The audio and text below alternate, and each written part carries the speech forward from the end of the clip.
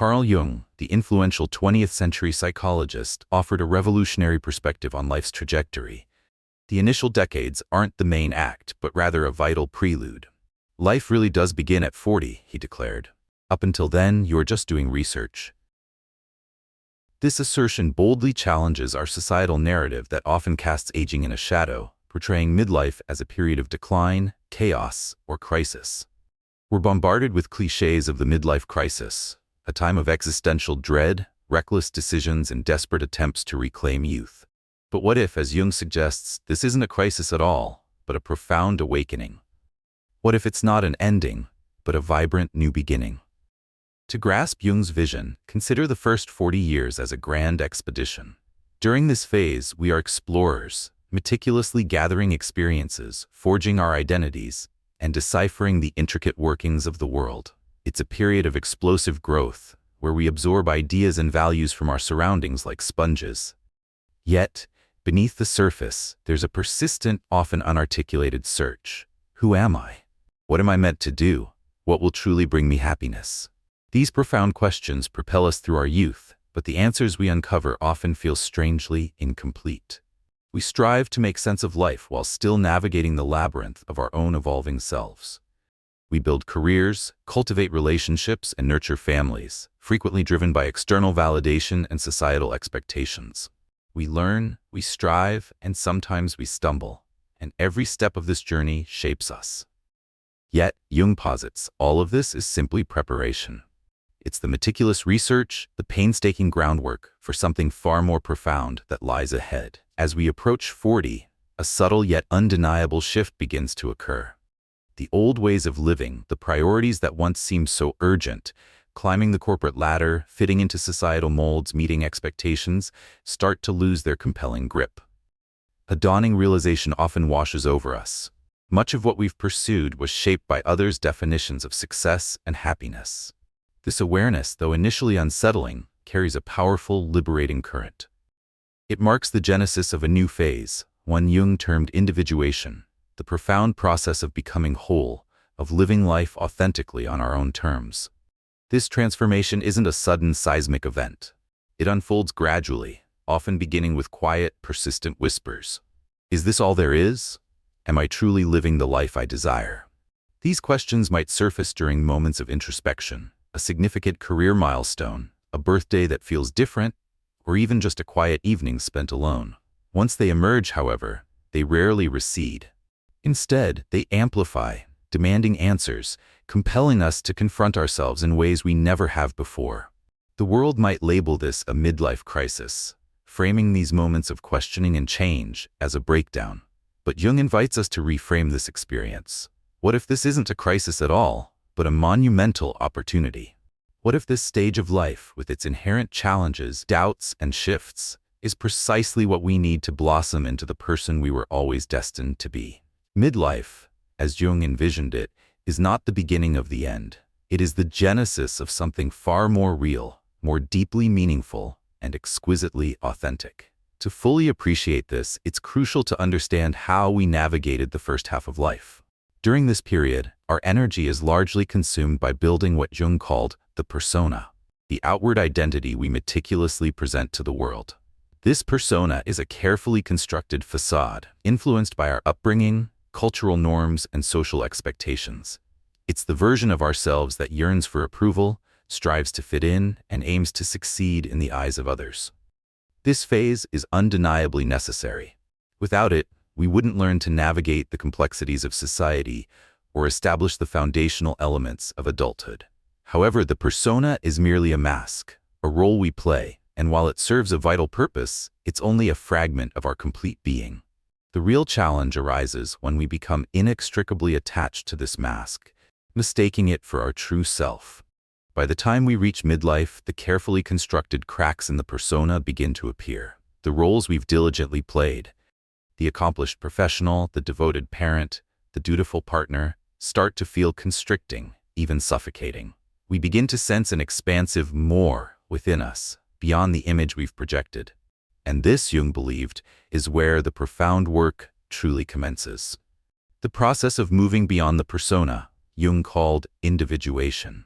This is about integrating every facet of ourselves, not just the socially acceptable ones, but also the hidden, shadowy aspects we've diligently ignored or suppressed. The shadow, as Jung described it, encompasses everything we've rejected about ourselves, our deepest fears, our insecurities, our unfulfilled desires. Confronting the shadow can be deeply uncomfortable, even intensely painful, yet it is utterly indispensable for genuine growth. Only by acknowledging and embracing these disowned parts of ourselves can we become truly whole. At midlife, the urgency of individuation intensifies. The questions we grapple with are no longer about external achievements, but about profound inner fulfillment. What truly matters to me? What legacy do I wish to leave behind? What kind of life do I genuinely desire to create? These are deeply personal inquiries, and their answers cannot be found in the expectations of others. They demand an inward turn, a courageous listening to our own inner voice. This inward journey is often accompanied by a significant shift in priorities. In our youth, ambition, competition, and the desire to prove ourselves often drive us. We relentlessly chase success, recognition, and material rewards. But at midlife, these pursuits often lose their allure. We begin to value different things: authenticity, genuine connection, profound meaning. Life becomes less about doing and more about being.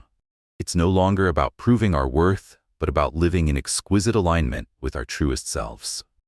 This profound shift is not merely philosophical. It's supported by fascinating insights from neuroscience.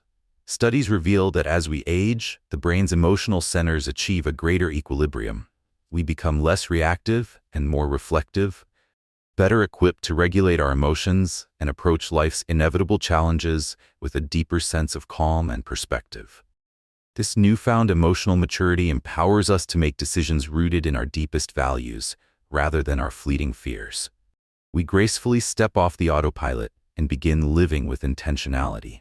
Of course, midlife is not without its trials. In fact, it can be a period of profound upheaval. The process of questioning and redefining ourselves often necessitates releasing old identities, relationships, and even cherished goals. This can feel like a genuine loss, and it's easy to understand why some individuals experience it as a crisis. However, as Brené Brown eloquently points out, what we often label a midlife crisis is frequently an unraveling. It's a time when we are courageously challenged to shed the skin of who we think we're supposed to be and bravely embrace who we truly are. This unraveling can be messy, often involving difficult conversations, major life changes, or periods of profound uncertainty. Yet it is also a time of incredible transformative growth. Viktor Frankl, the psychiatrist and Holocaust survivor, articulated that the primary drive in human life is the will to meaning. At midlife, this drive becomes exquisitely urgent. We are no longer content to live according to someone else's script. We yearn for a life that feels deeply significant, even if it looks dramatically different from what we once envisioned. For many, this means confronting long-held fears: the fear of judgment, the fear of failure, the fear of stepping into the thrilling unknown. These fears can be paralyzing, but midlife offers an extraordinary opportunity to face them head-on. It's a chance to rewrite the narrative of our lives, to gently release what no longer serves us, and to wholeheartedly embrace what truly matters. Abraham Maslow, a pioneer in humanistic psychology, described this process as self-actualization, the inherent drive to realize our full potential, to become the very best version of ourselves. At midlife, self-actualization takes on a new, profound depth. It's no longer about achieving external milestones, but about discovering profound inner fulfillment. It's about cultivating a life that feels authentic, vibrant, and deeply meaningful. This process is not always easy, but it is profoundly rewarding. Studies consistently show that individuals in their 40s, 50s, and beyond frequently report higher levels of life satisfaction than those in their 20s and 30s. They feel a deeper connection to themselves and others, are less concerned with external opinions, and are more authentically focused on what brings them genuine joy and purpose. This, truly, is the profound gift of midlife, the exhilarating freedom to live life on our own terms.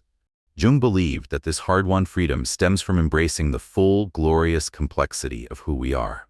It's about integrating the light and the shadow, the triumphs and the setbacks, the soaring dreams and the quiet disappointments, It's about accepting ourselves completely, even the parts we find difficult to face.